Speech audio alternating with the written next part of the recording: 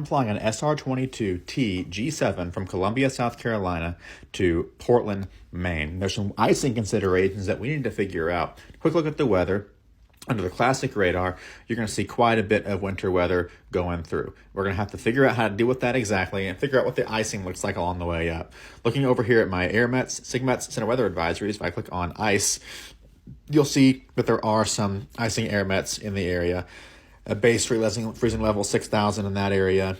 And then up here, it's down to 0, which pretty much checks out. So below 6,000, we might not have too many issues, but you will have to see. There's also some other weather to consider as well. The fact that that's mostly IMC up there.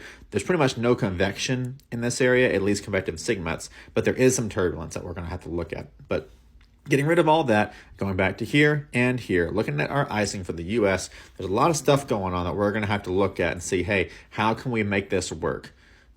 Down low, for example, there's not that much. Up high, there's quite a bit. So what are we going to do about this? I'm going to show you exactly how to plan this from the standpoint of icing. Now, this is only this particular scenario as the icing situation. You would think, okay, well, let's just go here to my profile view, draw my line, and go over here and tap icing. Well, when I tap icing, it looks pretty good. We're going to stay pretty much below everything, it looks like. Not really too big of a deal there. But then we have to realize that our fuel burn for this flight is going to be 76 gallons and 4 hours and 32 minutes. That's an awful lot of gas and an awful long flight time. So I'm going to go back to edit, hit my altitude, and see what I get everywhere else.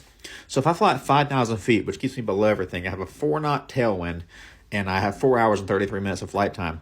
But if I go on up to flight level 210, I save almost an hour and a half of flight time by going at 210, 3 hours and 5 minutes, and I save over 20 gallons of gas. So if I go up to 210, of course, I'm going to need oxygen. That takes care of a lot of that, but now I go back to this issue of, well, now I've got more ice to fly through. What am I going to be doing here in this situation? So if I tap over here to my clouds, and just get rid of the ice for a second, I can see I'm pretty much VMC until I get into those clouds closer to my destination, and then the icing really starts to be a problem during my descent, it looks like. So how am I going to be dealing with that, right? Now, there's a couple ways to look at this.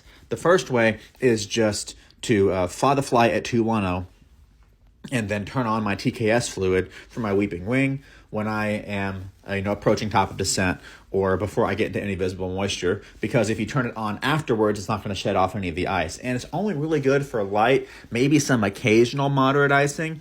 It's not really designed to keep all the heavy and severe icing off your airplane. It's really only meant for some light stuff that you anticipate.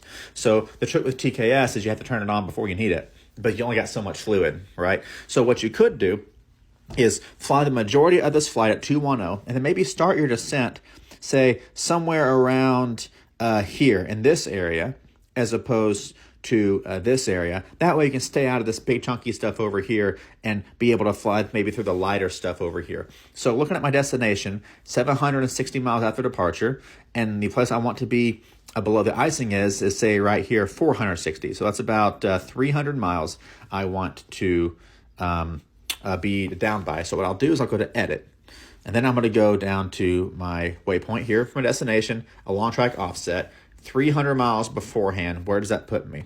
On my profile view, if it loads up, you'll see where it puts me. I want to be at that position around this altitude, say 10,000 feet or less.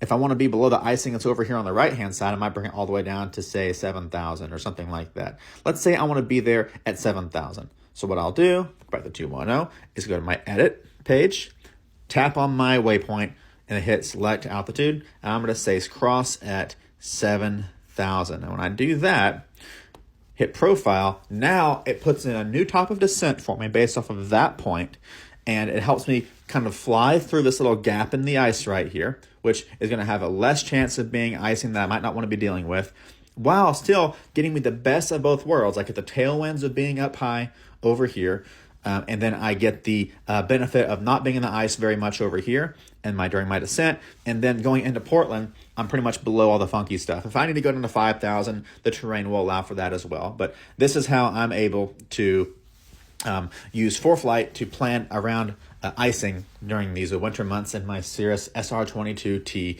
G7. And the reason that most people have problems with this is because they don't know how to think like a pilot. All they've been taught was what to think about weather, not how to think. So if you want to learn how to think like a pilot, get the most out of your airplane, and extract maximum opportunity, have more opportunities to say go and less times that you say don't go, and be able to know that no matter what happens, crap hits the fan, you're going to have the confidence, competence, and clarity to always bring your family home every time, no problems.